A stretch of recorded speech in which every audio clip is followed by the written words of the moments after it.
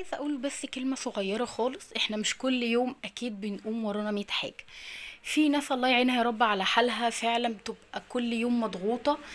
بس في برضو جزء مننا مش بنقوم كل يوم بنلف حوالين نفسنا والدنيا متبهدلة ومش عارفين نعمل ايه ونبدأ منين. في ايام بنقوم بنلاقي برضو الحمد لله ضغط اليوم قليل شوية. يمكن اليوم اللي بصور فيه الفيديو ده من اقل الايام اللي فيها روتين عندي، يعني حبيت حتى اشاركها معاكم من غير مونتاج كتير عشان اوريكم اليوم بتاعي ممكن يكون بيمشي ازاي، بالذات لو يوم مش مضغوط. اول حاجه انا هقرفكم الايام الجايه دي بحوار ان انا عامله دايت، لان انا حابه جدا حتى الناس الجديده اللي تسمعني ان هي تاخد الخطوه وتبدا.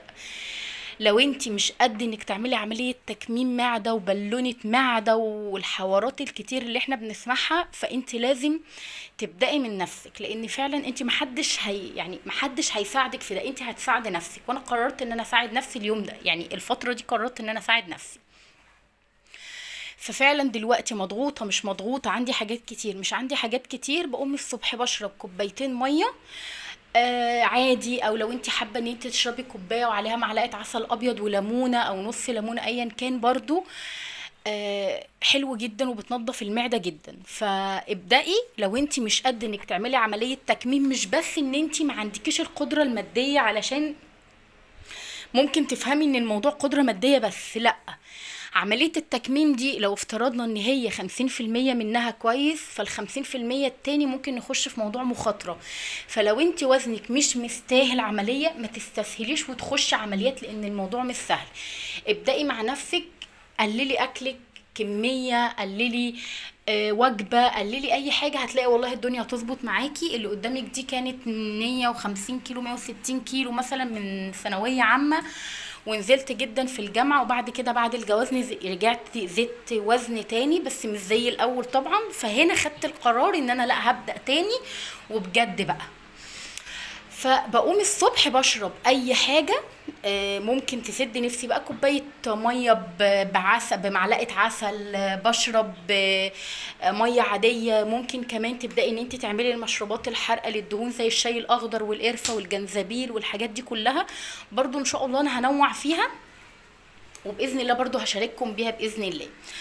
المهم زي ما قلت لكم ان اليوم بتاعي النهارده ما كانش مضغوط قوي، كان في شويه حاجات بسيطه كده، فقمت شربت الكوبايتين الميه بتوعي، وعملت كمان فنجان قهوه صغير قوي بتقريبا نص معلقه من السكر. قلت علشان لو شربت قهوه تاني في اليوم اخد نص معلقه تاني، ابقى انا كده اخدت معلقه، ولو هشرب حاجه تانية برضو بمعلقه سكر ابقى انا وزعت معلقتين السكر بتوعي على مدار اليوم.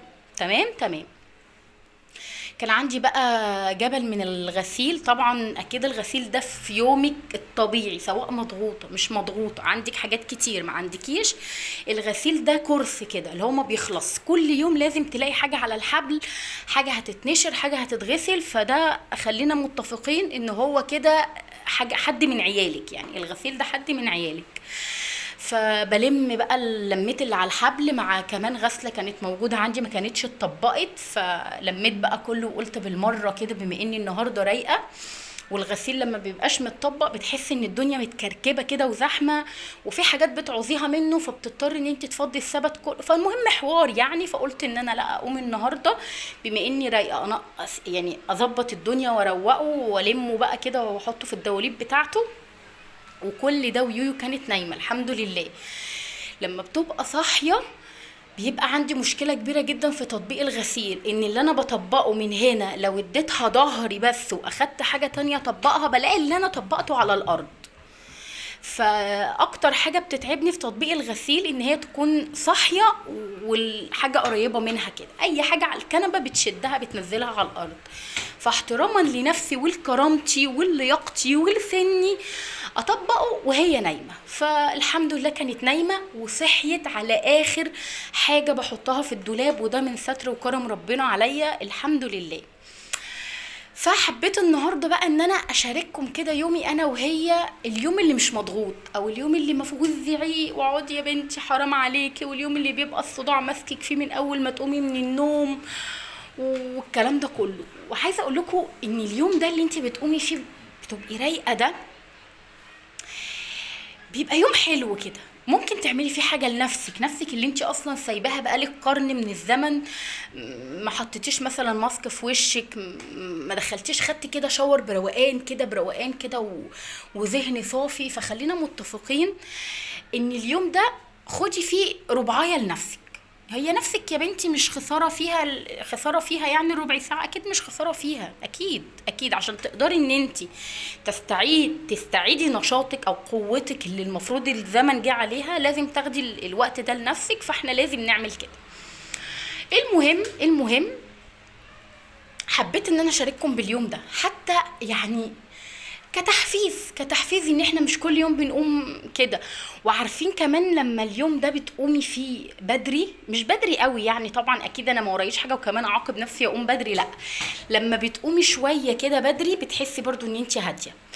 مع اخر حاجه بقى حطيتها في الغسيل، لقيتها صحيت وعايزه تطلع جوه السبت اللي على السرير وانا باخد الغسيل منه. فقلت لها والله يا بنتي ما هكسفك، انا النهارده صاحيه مزاجي رايق وحلو، اي حد هيطلب مني اي حاجه هنفذها له، ما بالك انت بقى يا غاليه. رحت اخدتها كده ورحت حطاها جوه سبت الغسيل، وخدتها معاكم الاوضه، يعني قلت كنوع من انواع المزاح، هنمزح يا جماعه، هنمزح تمام، هنمزح. لو وصلت لحد هنا ومش عاجبك الفيديو وتقولي يعني ايه المفيد فيه والكلام ده كله، بليز عشان خاطر ربنا بلاش كومنت وحش، او بلاش تضايقيني، او يعني او تقولي لي حاجه مثلا تضايق نفسيتي اللي هي اصلا انا بظبطها. ممكن تخرجي بسلام واستودعك الله ويبقى لك جزيل الشكر. لو بقى انت كويسه كده وعايزه تكبري بخاطري وصلت لحد هنا، فاكتبي لي كومنت حلو تفرحيني كده وتحسسيني ان انت اتفرجتي على الفيديو، وان هو ممكن يكون حتى اداكي طاقه ايجابيه ولو ذره بسيطه في وسط العك اللي احنا بنعيشه طول اليوم.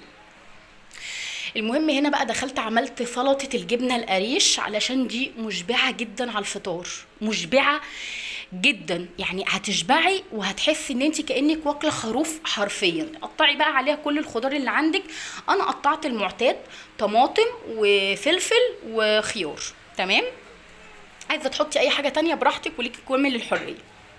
في بقى بيضتين يوتا محوزنة في التلاجة، فقلت هعمل 2 بيض اومليت كده، وحطيت عليهم حفنة من الجبنة الرومي. وما تكتريش عشان الجبنة الرومي دهونها واملاحها كتير، خلينا برضو متفقين ان احنا بنحسن مذاق الحاجة ولكن مش بهبل، يعني نراعي ان برضو احنا بنحاول نخفف دهون.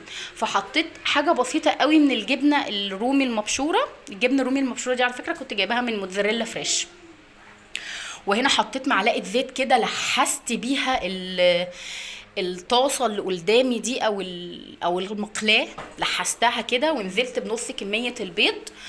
طبعا حطيت عليه ملح وفلفل علشان زفاره البيض، ونقطه من الخل، يعني حفنه كده من الخل، تمام. وبعد كده بقى لما هلاقي ان البيض استوى من الجناب وظبط نفسه هقلبه، تمام. انا عامله البيض ليا واليويو بس اكتر ليسر، يعني ليه بقى؟ علشان هو فيه بروتين وفيه كالسيوم وحاجات كتير كده، وهي اصلا انف قوي في الاكل، انفه يعني قبل ما بتحط الحاجه ببقها بتشمها. مش عارفه بقى البت دي ليه كده، بس هي طالعه لباباها قبل ما بيحط الاكل في بقه بيبص عليه الاول. هو دايما يقول لي ان دي حاجه حلوه ووحشه في نفس الوقت، بس هي مع يسر انف قوي بزياده، فبتغلبني في حوار الاكل، فبحاول اعمل لها الحاجه اللي هي تاكلها. بس هنا بقى عملت قرصين بيض حلوين كده، وحطيت كمان سلطة الجبنة القريش، وهحط عيش. العيش ده كان فيه حوالي رغيف كنت انا عاملاه في البيت بالرده، واخدت رغيف تاني عادي، قلت علشان لو يسر هتاكل بعيش، بس هي ما كلتش بعيش خالص، كلت البيض كده يعني اكلته حاف. وطبعا انا بالنسبه لي ان ده افضل علشان يعني ما تشبعش بسرعه فتسيب البيض كله، لا العيش هيشبعها. فقلت لا، ما دام اكلته حاف وحبت طعمه خلاص انا مش هديها بعيش، ويفضل ان هي تاكله كده يعني عشان تخلص سبق البيض كله. بس وانا اكلت معاها برضو حتتين بيض كده، وكنت باكل السلطه. وعايزه اقول لكم اني كلت العيش مشبع جدا برضو ان شاء الله. انا عندي العيش اصلا اللي انا عاملاه ده خلص، فهعمله معاكم. وعلى فكره يا بنات هو مش محتاج بس دقيق قمح كامل، لو انت جبتي رده يعني ومع دقيق هنعمل معادله حلوه قوي ان احنا نعمل عيش الرده بحيث ان هو يبقى مشبع وفي نفس الوقت طعمه حلو. لان عيش الرده اللي هو او العيش السن اللي من الفرن طعمه برضو مش مستصاغ لناس كتير، فهعمل لك عيش حلو قوي ان شاء الله يعني اليومين الجايين دول هعمله، لان انا العيش عندي خلص، فمحتاجه ان انا اعمل كميه تاني. وهنعمل عيش بيتفتح، وهنعمل عيش الشوفاني اللي هو المشبع، يعني هنعمل شويه حاجات حلوه كده. هنا بقى انا كنت اكلت خلاص السلطه والحمد لله بتاعت الجبنه القريش، ويو الله اكبر اللهم بارك يا رب، ربنا يحميها. اكلت البيض يعني الحمد لله، حبت طعمه جدا وكان طعمه حلو. هنا بقى انا قعدت شويه حلوين قوي وشربت قهوه والكلام ده كله، وبعد كده دخلت عملت شويه مكرونه اسباجيتي، اخدت منهم معلقتين وحطيت لي يو، وعملت حتتين بانيه وبس.